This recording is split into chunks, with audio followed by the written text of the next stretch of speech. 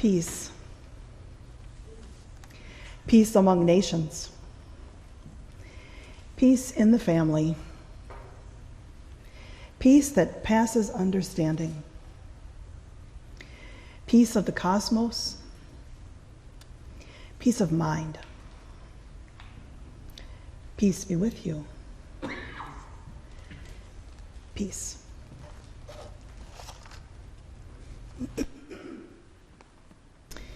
In the Old Testament, the concept of peace is communal. Peace is a wholeness, a health, a welfare of the whole community, as well as a feeling of inner completeness. The Hebrew word for peace is shalom. In Arabic, it's salam. In Greek, it's irini. In Latin, it's pax.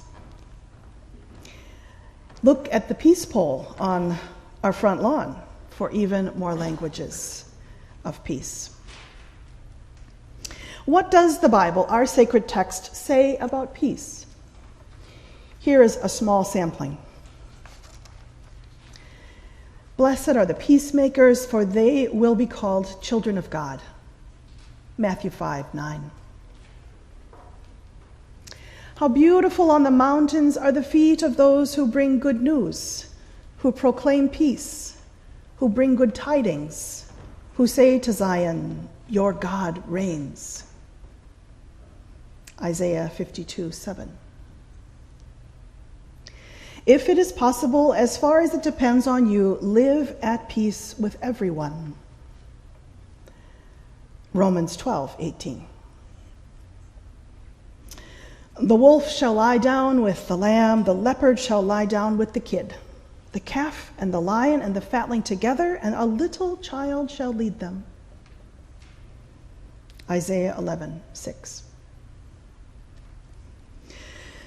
Let the peace of Christ rule in your hearts, to which indeed you were called in one body, and be thankful.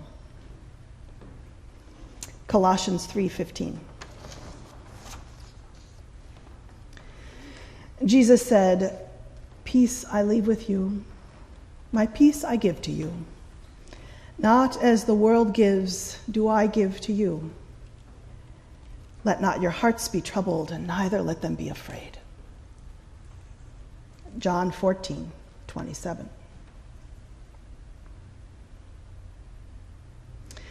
The Bible also speaks to nonviolence as the way of peace. Last Sunday's Old Testament reading, Isaiah 2:4, is explicit about turning away from violence. They shall beat their swords into plowshares and their spears into pruning hooks.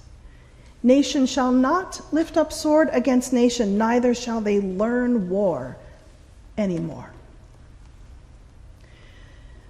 Exemplary people in more recent times have added their voices to the way of nonviolence. Albert Einstein said, peace cannot be kept by force. It can only be achieved by understanding.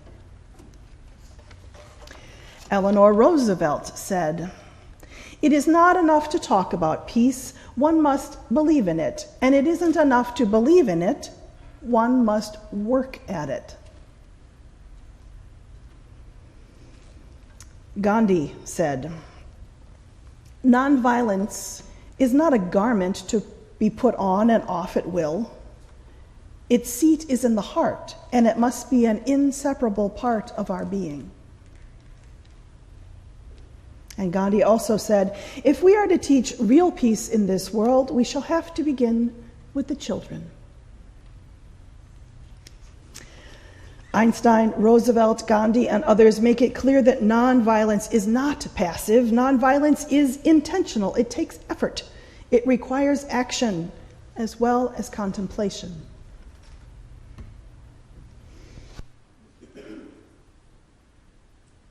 Of course, Martin Luther King Jr. had plenty to say about nonviolence and about peace. Here is one amazing sentence born out of King's Christian conviction. This is what he said. Those who love peace must learn how to organize as effectively as those who love war.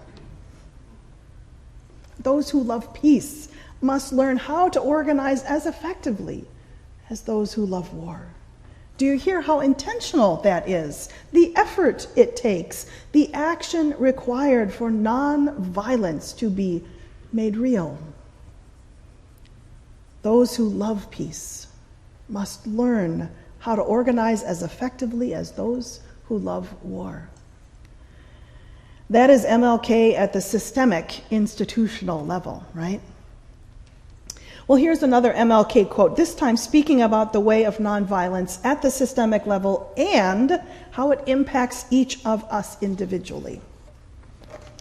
He writes, "The opponent must be seen not so much as an evil person, but as a symbol of a much greater systemic evil, of which they are also a victim. We must aim our efforts at that greater evil, which is harming all of us, rather than at the opponent."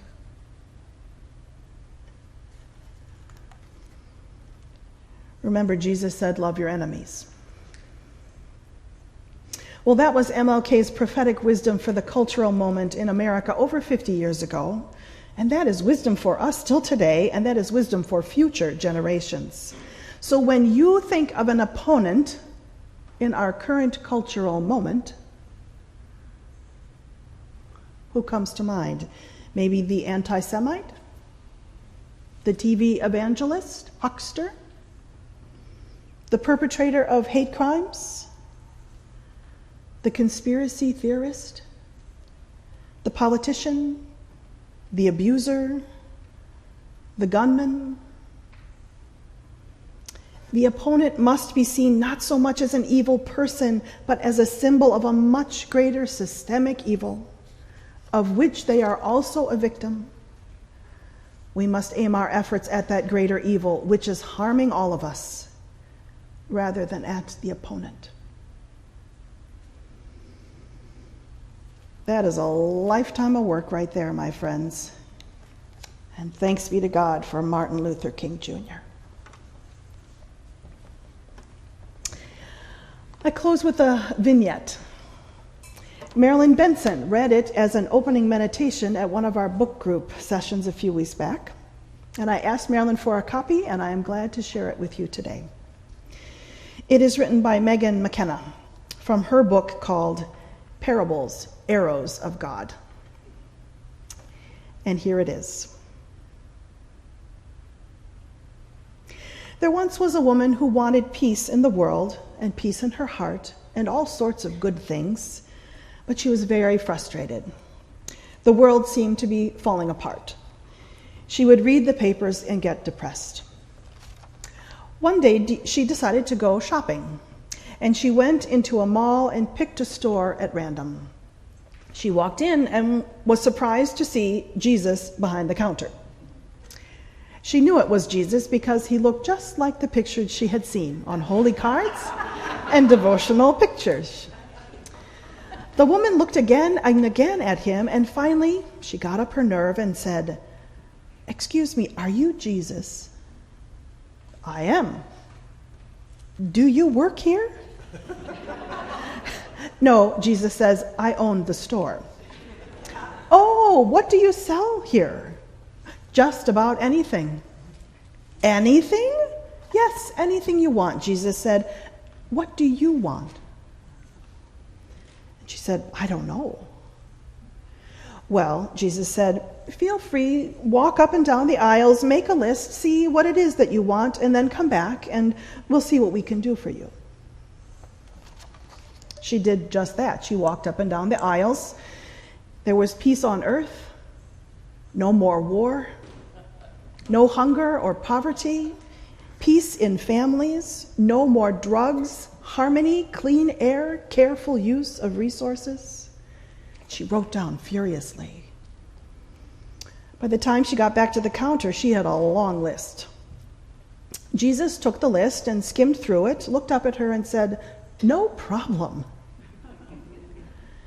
And then he bent down behind the counter and picked out all sorts of things. He stood up and laid out the packets. She said, "What are these?" Jesus replied, "These are seed packets. This is a catalog store." She said, "You mean I don't get the finished product?" "No, this is a place of dreams," Jesus said. "You come and see what it looks like, and I give you the seeds. You plant the seeds, you go home and nurture them and help them grow, and someone else reaps the benefits." "Oh," she said. And she left the store without buying anything.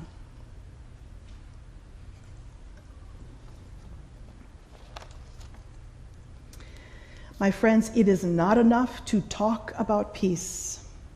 One must believe in it. And it is not enough to believe in it. One must work at it.